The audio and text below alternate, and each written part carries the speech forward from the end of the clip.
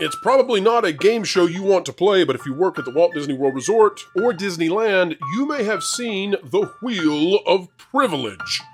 Inside the workspace, it hitting the Daily Wire. And today, now that it's public, we're discussing the Wheel of Privilege and whether or not it opens Disney up to even more potential litigation.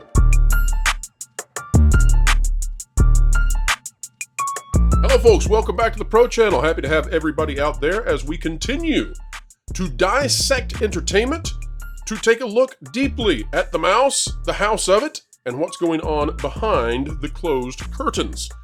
Today we are examining the Wheel of Privilege. It's a document that was found behind lock and key, glass case inside the work area of one of Disney's theme parks. And we're trying to figure out, trying to ascertain, does this open up Disney to major legal issues, or is it perhaps a non-issue? As always, we break it down in a fair and honest way. We've got a panel, including someone who is an expert in this area. Let's get started right now. All right, out of Daily Wire, this by Ash Show. Exclusive Disneyland post woke Wheel of Privilege. An employee kitchen removes it after Daily Wire inquiry. Things like this make people feel unwelcome, destroying the magic, the employee told the Daily Wire. All right, here's the story. Posters featuring a wheel of power/privilege were hung in employee spaces in Disneyland, instructing employees that being white, cisgender male, and even speaking English means you have unearned privilege that marginalized coworkers do not, according to images obtained by the Daily Wire. So that means that if you're not a boy, and if you're not pale-skinned, then you are marginalized whether you like it or not, according to that document.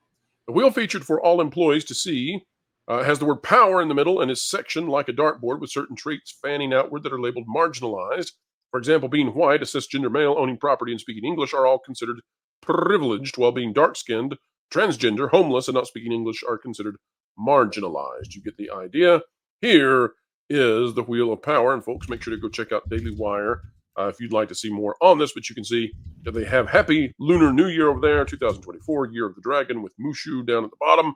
And then taking up an entire left side of whatever this employee location for display is that entire thing. I mean, my gosh, that is page after page that they have stapled, glued, and tacked up there.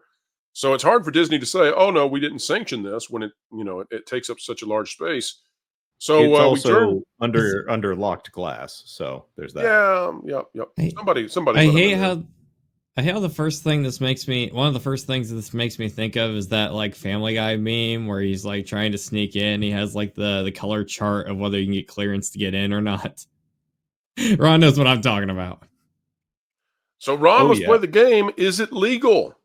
When it comes to these kinds of displays in the workplace, where you now are segmenting out individuals and claiming that some are better than others via immutable differences, is this legal, or is this another situation where, well, you can do whatever you want if you're a corporation? Wants to learn a little Latin. Let's do it. De minimis non curat lex. The law doesn't give a crap about trivial things. This is a trivial thing. Okay? Agreed.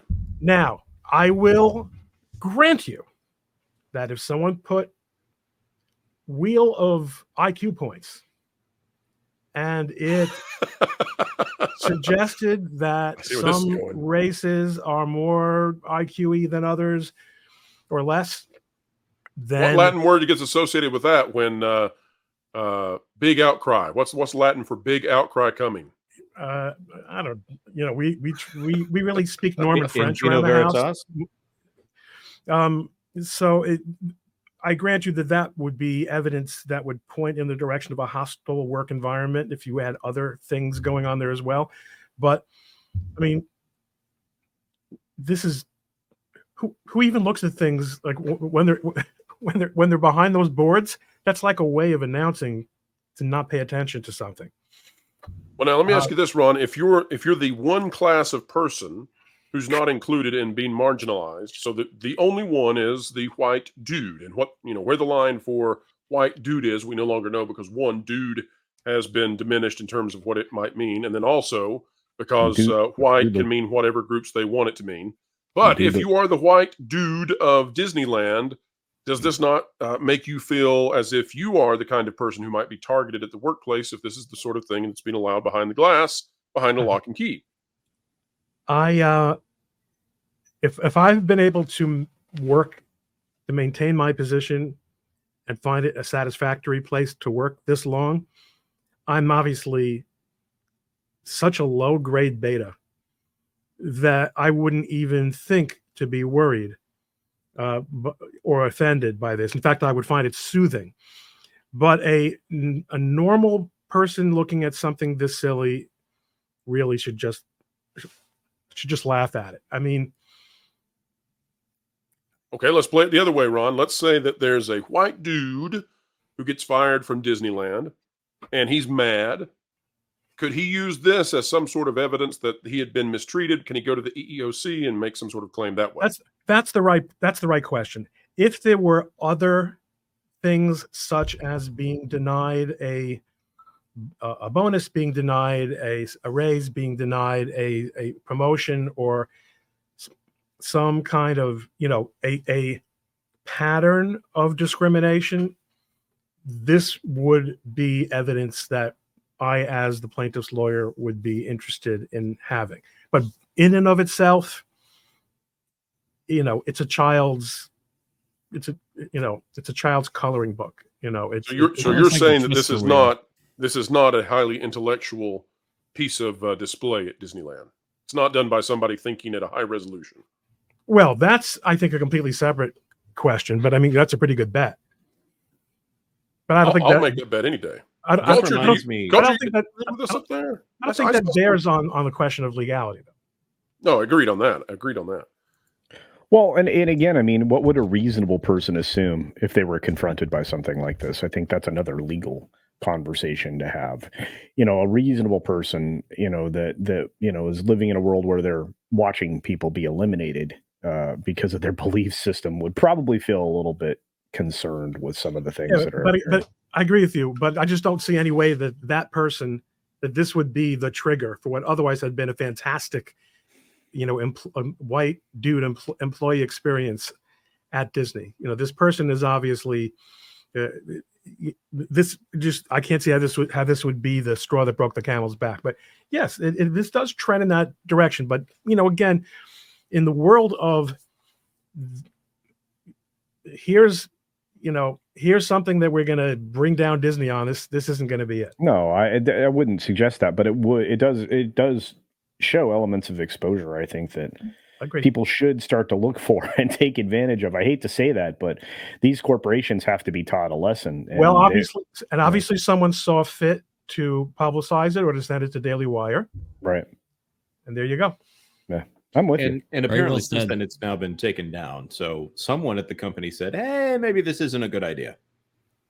Yeah. Well, I think it also, it doesn't do much when the company is struggling to find people to hire if every white guy who's aware of that says, you know what, maybe not go work at Disneyland. Maybe Disney World's not the magical place for me. That, of course, speaks to the assumption that has been probably going since the 1990s that everyone is okay with all of these things. This is, of course, the term political correctness has now been transformed into its most weaponized form, which is wokeness and DEI. We have taken what was a polite acknowledgement that maybe there's been some problems in the past. Maybe some people have not been allowed a seat at the table that maybe they should have been. And we've gone so far with this that now the assumption is when you have a professional environment and you don't know the qualifications of everyone, if you see a diverse picture, it brings different images to mind than it used to on the qualifications of those people and the focus of the company in hiring those people who is welcome. And I remember sitting in a diversity training for a Fortune 500 company at some point, and specifically I knew you worked for Disney. I knew it. Finally, the truth comes out. This one actually tried to borrow a little bit of Disney magic, but no, this one was not the entertainment industry.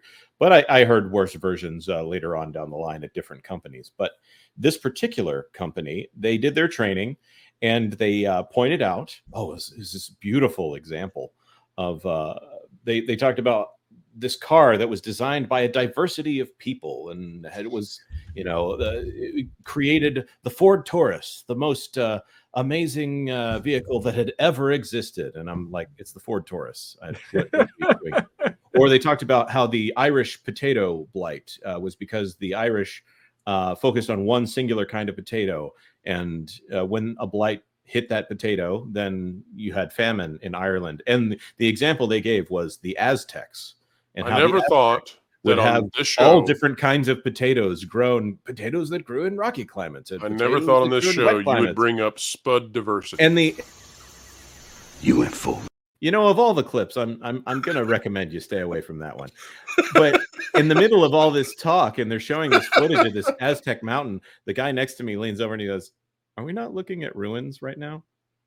And we are done. Folks, we had a great time. Hope you did as well. If you did, then on the way out, give us a vote of confidence, please, by clicking the like button, telling YouTube to send this out to even more people. Share, subscribe. When you click it, you stick it to the algorithms. It's the notification bell. And drop a comment down below. Let us know your thoughts. I have a feeling some of you out there are going to have very different opinions, and I would love to hear what you have to say. Folks, wherever you are and whatever you're doing, keep learning, keep growing, and keep having fun.